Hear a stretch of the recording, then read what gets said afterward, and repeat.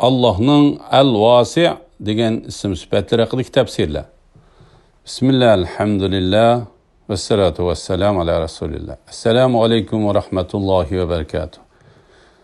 Tövende dehtanlarga Ustad Abduvali Qari rahimahullah'ın Kur'an ve sünnet nuru astida Allah subhanahu ve ta'ala'nın güzel isim sifatlarının kısaca tefsirlerinden Allah'ın El-Vasi' degan ism sifatları haqidagi tafsirlarni o'qiymiz inshaalloh. Ba'd a'udhu billahi mineşşeytanirracim. Allah'ın El-Vasi' degan ism sifatları haqidagi tafsirlar.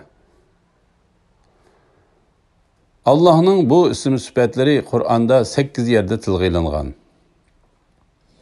Sure Nur 32. ayetida tercümesi Aranglardaki boytaq ayollarning ve yaxshi qul ve yaxshi cho'rilaringlarning beşini o'nglab qo'yinglar. Agar ular yo'qsiz bo'ladigan bo'lsa, ularning yo'qsizligi sizlarning ularning beşini o'nglab qo'yishinglarga to'siq bo'lmasin. Allah ularni o'z karimi bilan boy qiladi. Allah'ның karimi kengdir. Allah bandalarning manfaatini bilguchidir. El-Vasi' keng ma'nosida bo'lib, agar keng ma'nosi ilmga qo'shilsa, ilmi nihoyat keng degan bo'ladi. Agar keng ma'nosi ihson va rahmatga qo'shilsa, nihoyat ihson qilguvchi va marhamat qilguvchi degan bo'ladi. El-Vasi' sifati albatta nihoyat keng ilmlik. Ilmining kengligining cheki yo'q ve merhametinin çeki yok bulup, bu sifat fakat Allah subhanahu ve teala xasdır. Allah subhanahu ve teala'nın ilminin kengliki hakkında Sure Kaf 109. ayetide tercümesi Eytkin ki Rabbimnin sözlerini yeziş üçün eğer deniz suyu siyah bolup kesse, Rabbimnin sözleri tügümey durup deniz suyu çokum tügüp ketken bolattı. Mubada yeni şunçilik deniz suyu keltirirsek mi? Allah'ın ilminin çeki yoktur. Allah'ın bendilerge boğan merhametinin kengliki hakkında Sure İbrahim 34. ayetide tercümesi Sile Allah'ın nimetlerini sanap tükütelmeysile. İnsan şek şübhisiz ki zulüm kılgıçıdır. Allah'ın nimetlerine küfürlük kılgıçıdır. Ben de Allah subhanahu ve teala'nın El-Vasi' sıfatını bilgendin keyin özünün Allah'ını tonuş ve Allah'ın nimetlerini biliş ilmini kengaytiş gerek. Allah'ın bendilerinin şunçilik naşükürlüki karmastin yenila nimetlerini bendilerine keng yeyivatkanlıkını görüp ahlakını tüzütüp kengaytiş gerek. İslami ahlaki şunç keng bolsun ki kembigallikten korkuş onun ahlakını tarlaştıralmaydigan. Hakikat yoludaki düşmanlarga hiç parva qilmay ketaveradigan derecede keng bolish gerek.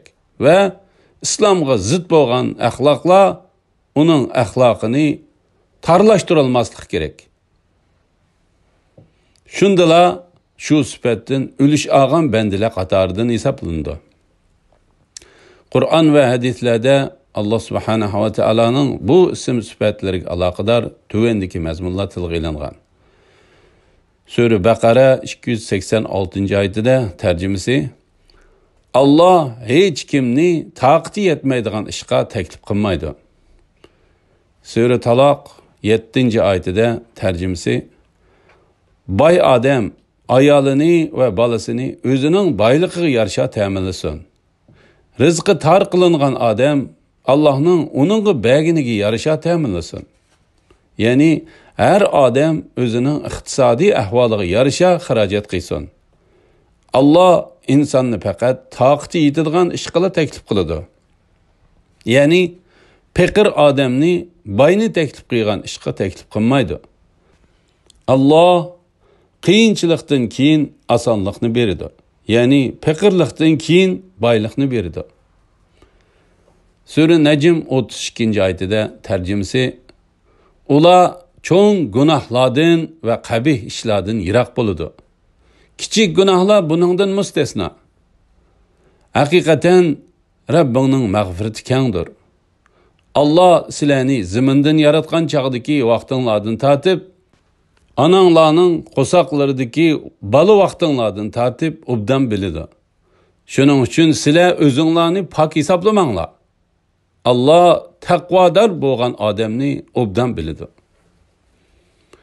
Sura G'ofir 7-oyatida tarjimasi Arshini ko'tarib turgan va arshining cho'risidagi farishtalar Rabbiga tasbih aytadi. Hamda aytadi. Uningga iymon aytadi. Mu'minlarga mag'firat tilaydi. Ular aytadi. Rabbimiz sening rahmating va ilming hamma narsani o'z ichiga oladi. Tavba qilganlarga va sening yo'lingga ergashganlarga mag'firat qilgin. Ularni davzax azobidan saqlagin.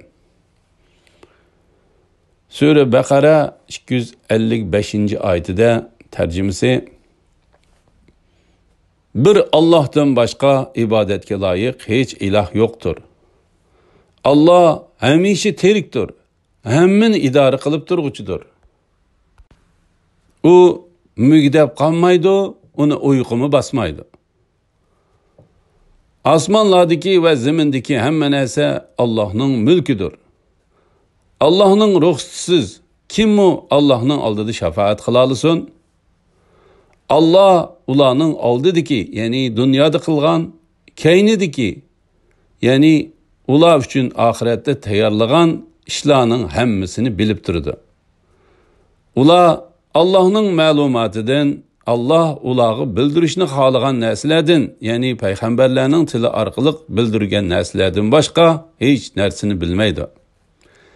Allah'ның kursi ma'lumoti osmonlarni va zaminni o'z ichiga oladi. Osmon zaminni saqlash uningga ig'ir kelmaydi. U yuqori martabalikdir, eng ulug'dir. Alhamdulillah. Yuqorida Allah subhanahu va taolaning al-vasi' sifatining tafsirini angladinglar. Oxirini keyin qitimliq o'qishimiz davomlashtiramiz inshaalloh. وصلى الله على محمد وعلى آله وصحبه أجمعين. السلام عليكم ورحمة الله وبركاته.